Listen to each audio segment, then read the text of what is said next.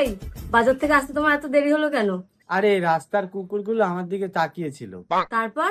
তারপর আমি ভাবলাম আত্মীয় স্বজনকে এড়িয়ে যাওয়াই ভালো। আর ব্যাগটা ওরম করে ধরে রাখছো কেন?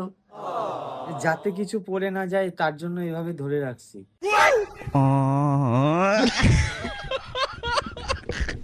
এই, তোমাকে এক কাজ 2-3 বার বলার পরও ভুল কেন করো? যাতে তুমি বারবার ডাকতে পারো। আর তোমাকে আমি বাজার থেকে পুদিনা পাতা আনতে বলেছি, আর তুমি ধনে পাতা নিয়ে আইছো। দুটোই তো সবুজ তাই। এই, তোমার বুদ্ধি কোথায় থাকে একটু বলো তো? কেন, বিয়ের দিন রাতেই তো তোমার কাছে সব জমা দিয়ে দিয়েছি।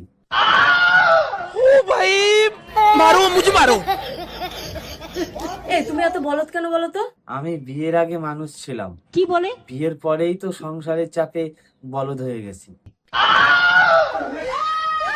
ও তাই না?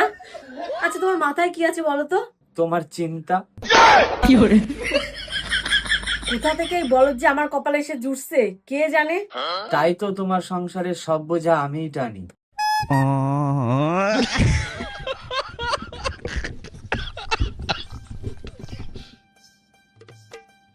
বাবা, ফ্রিজ তো অনেক ঠান্ডা হয়ে গেছে। এত সময় কেউ বন্ধ করে রাখে নাকি? ফ্রিজটা খোলাই থাকবে।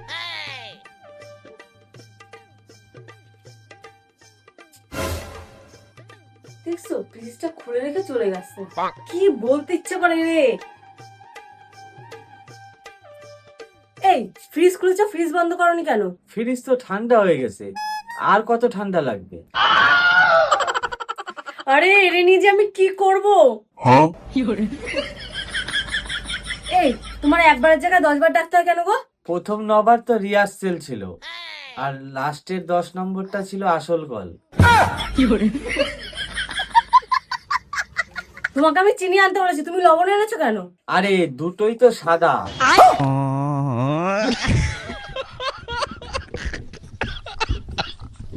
এই, তুমি এত ভুল কি করে করো একটু বলবে?